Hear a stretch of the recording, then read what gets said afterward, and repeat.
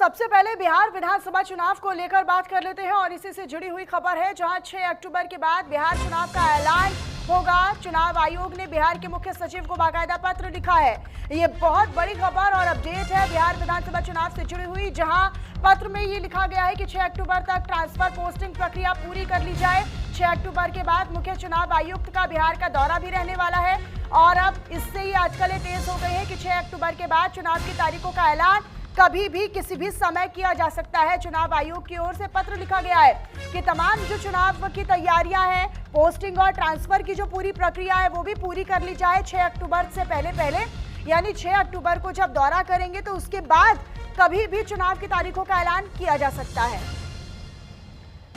इसी पर अधिक जानकारी के साथ हमारे सहयोगी जुड़े हुए हैं पंकज वानखेड़े, सीधा उन्हीं का रुख कर लेती हूं। पंकज, अब 6 अक्टूबर की तारीख तो फाइनलाइज है कि 6 के बाद आप कभी भी चुनाव आयोग प्रेस कॉन्फ्रेंस कर सकता है बिहार की चुनाव की तारीखों का ऐलान करने के लिए।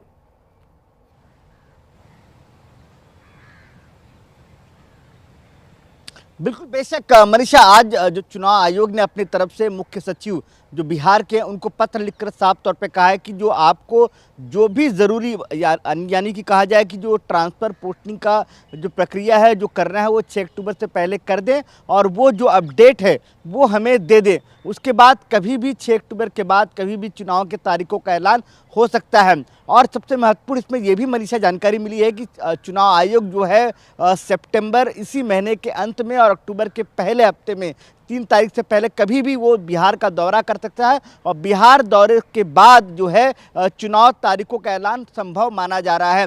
ऐसे में जो चुनाव आयोग की तरफ जो तैयारियां हैं वो पूरी हो चुकी हैं। सिर्फ एक रूटीन एक तरह से कहा जाए वो एक दौरा होगा बिहार का, उसके बाद जो रिपोर्ट है उसका तय हो जाएगा कि तारीख क्या होगी और चुनाव आयोग जो है 6 अक्टूबर के बाद कभी भी तारीखों का ऐलान कर सकता है। लेकिन इसमें सबसे महत्वपूर्ण ये है कि जो मुख्य सचिव को जो पत्र लिखा गया है उसमें साफ तौर पर कहा गया है कि आपको जो भी ट्रांसफ़र पोस्टिंग की जो प्रक्रिया है उसको पूरी कर लीजिए, क्योंकि चुनाव की जो तारीखें हैं कभी भी ऐलान हो सकते हैं। तो ये महत्वपूर्ण जानकारी जो बिहार से निकल कर आ रही है।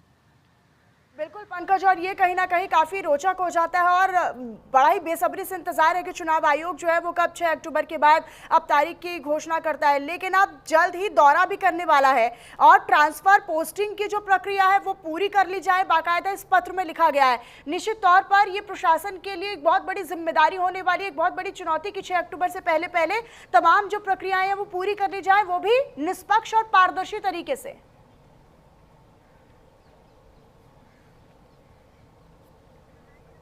बिल्कुल बेशक, देखिए मनीषा, जब भी किसी भी राज्य में या लोकसभा चुनाव भी होते हैं तो उसके पहले से ही जो राज्य सरकारें होती हैं वो तमाम या कहा जाए मुख्य सचिव जो होते हैं एक ट्रांसफ़र की जो प्रक्रिया है वो पूरी करता है, क्योंकि जिन जिन जिलों में चुनाव करवाने हैं, जिन लोग विधानसभा में चुनाव होने हैं और किस तरह से चुनाव होने हैं, और जो तमाम जो नोडल अधिकारी होते हैं वो जिला अधिकारी होते हैं। तो ऐसे में जो तमाम प्रक्रिया ट्रांसफ़र की वो करने को कहा गया है। तो साफ तौर पर ये माना जा रहा है कि दिवाली से पहले जो है चुनाव की तारीखों का ऐलान हो जाएगा और ये भी संभव है कि जो चुनाव के तारीखों का ऐलान है वो नवंबर के शुरुआती तौर पर जो तारीख है वो तय हो सकती है। लेकिन जो प्रक्रिया जो है, जो date of election announcement of date जो है वो अक्टूबर के पहले हफ्ते के बाद जो है कभी भी हो सकता है। ठीक है, आप रहिएगा हमारे साथ पंकज, क्योंकि आगे भी अपडेट्स हम आपसे लेंगे खबरों से जुड़ी हुई। इसी बीच बिहार विधानसभा चुनाव से जुड़ी एक और बड़ी खबर मिल रही है, वो भी अपने दर्शकों को हम बता दें। दरअसल बीजेपी ने धर्मेंद्र प्रधान को अब प्रभारी का जिम्मा सौंपा है, प्रभारी बनाया गया है। विधानसभा चुनाव के दरमियान CR पाटिल और केशव प्रसाद मौर्य सह प्रभारी नियुक्त किए गए हैं। ये बड़ी जानकारी, ये बड़ा अपडेट हम आप तक साझा करें। दरअसल अब बीजेपी जो है वो लगातार अपनी कमर कसती हुई नजर आ रही है और जैसे जैसे चुनाव अब नजदीक आ रहा है, क्योंकि 6 अक्टूबर के बाद अब कभी भी चुनाव की तारीखों का ऐलान चुनाव आयोग कर सकता है। सीधे एक बार फिर से पंकज का रुख करते हुए, पंकज, अब 6 अक्टूबर के बाद तो कभी भी चुनाव की तारीखों का ऐलान हो सकता है, लेकिन बीजेपी ने भी अपनी तमाम तरीके से कोशिशें अब शुरू कर दी हैं। अगर हम ग्राउंड जीरो की बात करें, बिहार की बात करें, तो फिर बीजेपी ने धर्मेंद्र प्रधान को भी प्रभारी का जिम्मा सौंपा है। ये आने वाले समय के लिए बहुत बड़ी चुनौती है CR पाटिल या केशव प्रसाद मौर्य के लिए भी।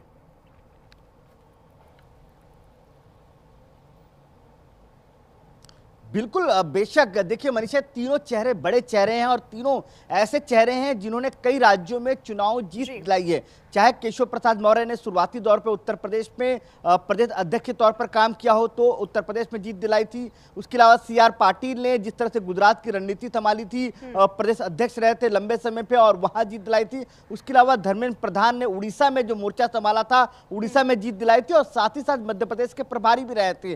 तो कहीं ना कहीं ये 3 बड़े चेहरे हैं।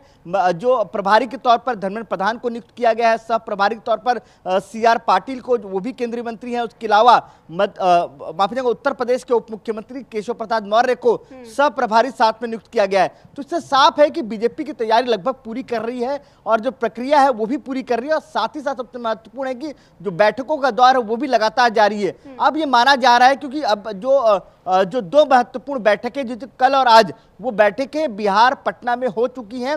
अब ऐसे में परसों जो है अमित शाह जब बिहार पहुंचेंगे, वहां पे जो 6 लोकसभा क्षेत्र कहा जाए या 6 जिले कहा जाए उसका दौरा करेंगे और वहां से वो रिपोर्ट तैयार करने के बाद फिर इसके बाद जो तमाम चुनाव प्रभारी है वो तय करेंगे, तमाम जो जिलों का दौरा करेंगे और उसके बाद जो रिपोर्ट है वो पेश करेंगे। तो ऐसे में बड़ी खबर सबसे महत्वपूर्ण ये निकल कर आ रही है मनीषा की 3 बड़े चेहरों को बिहार की राजनीति में उतारा गया है प्रभारी के प्रभारी के तौर पर। काफी महत्वपूर्ण हो जाता है क्योंकि हम देख रहे हैं कि लगातार एक तरफ विपक्षी दल है, महागठबंधन है, जो अपनी तमाम रणनीति के तहत लगभग रोजाना वोट चोरी जैसे मुद्दों को उठाता है और राहुल गांधी तो अब अलग अलग मंचों से हाइड्रोजन बम लाने की भी बात कह रहे हैं। लगातार बैठकों का दौर विपक्ष के खेमे में भी चल रहा है तो दूसरी तरफ बीजेपी भी लगातार अपनी ओर से कमर कसती हुई नजर आ रही है। अगर हम तीनों चेहरों की भूमिका की बात करते हैं तो जैसा कि आपने जिक्र किया कि इसमें कोई शक नहीं, कोई दोहराई नहीं कि बाकी विधानसभा चुनावों में या फिर कई महत्वपूर्ण मौकों पर इन तमाम नेतृत्व में अपना जो रोल है वो अदा किया गया। लेकिन ऐसे में जहां पर पिछली विधानसभा चुनाव, अगर तो हम 2020 की बात करते हैं तो कई ऐसी महत्वपूर्ण सीटें रही जो बीजेपी के हाथ लगते भी रह गई। उन सीटों पर फिर से अपनी मजबूत कैंडिडेट्स को उतारना, यहां पर जो कमजोर सीटें हैं उनको मजबूत करना, ये भी एक बड़ा जिम्मा होने वाला है।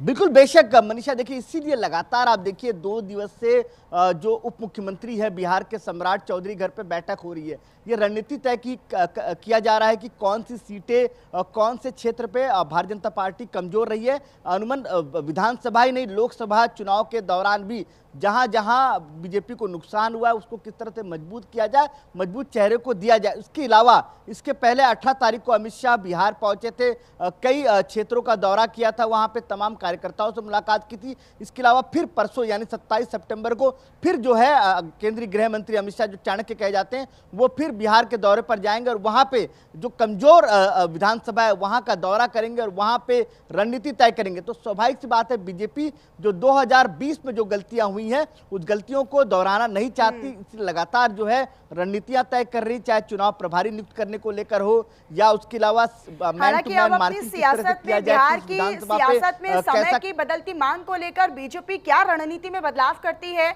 या क्या योजना नई तरीके से लेकर आती है, ये काफी दिलचस्प और महत्वपूर्ण भी होने वाला है। बहुत शुक्रिया पंकज आपका, इन तमाम खबरों पर आपने विस्तार से जानकारी और अपडेट हमारे दर्शकों तक साझा किया उसके लिए।